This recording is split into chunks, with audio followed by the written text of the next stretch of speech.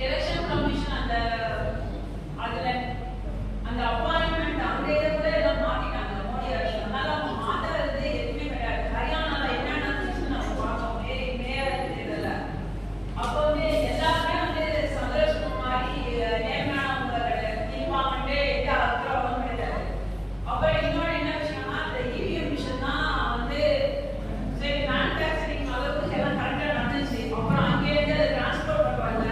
அப்போ டிரான்ஸ்போர்ட் பண்ண ட்ரக்கில் வச்சு போகிறாங்க. அங்கெல்லாம் அவங்களோட ரிசர்வ் ஃபோர்ஸஸ் வந்து அதெல்லாம் போகல. அன்னம்பர்ட் டெக்னிக்ஸ்லாம் கூட்டிகிட்டு போயிருக்காங்க.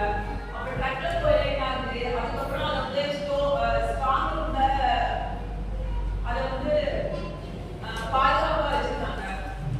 அப்போ அது ஐஏஎஸ் ஆஃபீஸரோட கண்ட்ரோல் இருக்கு. எல்லா ஐஏஎஸ் ஆஃபீஸரும் என்ன தேவஸ்தான மாதிரி நேர்மையானவங்க இருக்காங்க. அப்போ அங்கேயும் வந்து அவங்கள நம்பி எப்படி அத்தனை மாதம் அத்தனை நாள் அது டெக்னிக்கலா என்னன்னா நடக்கலாம். அப்புறம் நம்ம ஓட்டு போட்டோம். அதுக்கப்புறம் அது வந்து ஒரு மாதம் கழிச்சு தான் எடுக்கிறாங்க.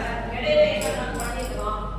ஸோ நம்ம கலெக்டரை நம்பி மட்டும் நம்ம இது பண்ண முடியாது. எல்லா கலெக்டரும் இல்லை எல்லா நீதிபதியும் வந்து அறிவாளர் மாதிரியோ இல்லை சந்திரசேகர் மாதிரியோ நேர்மையான கிடையாது. இந்த மாதிரி நிறைய விஷயங்கள் இருக்கு.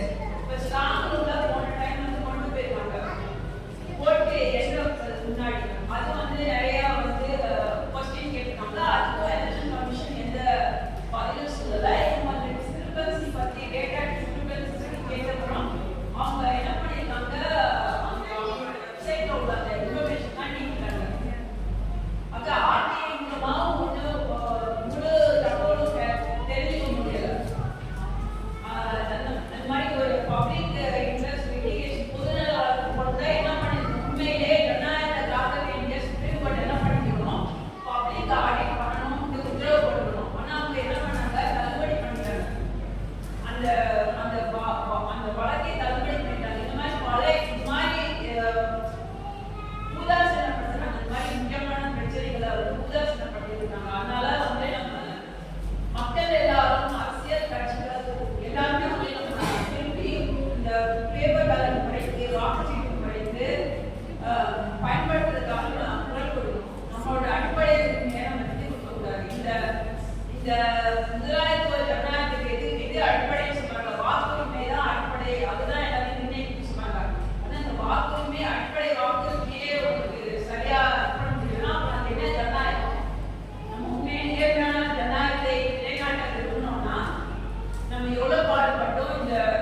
இந்த ஒரு சின்ன விஷயத்தினால எல்லாமே ஃபாலோ பண்ணிடும். அதனால நம்ம வாக்குச்சீட்டு முறையை பயன்படுத்துறதுனால எல்லா நடவடிக்கைகளும் எடுக்கணும்னு நான் கேட்கிறேன்.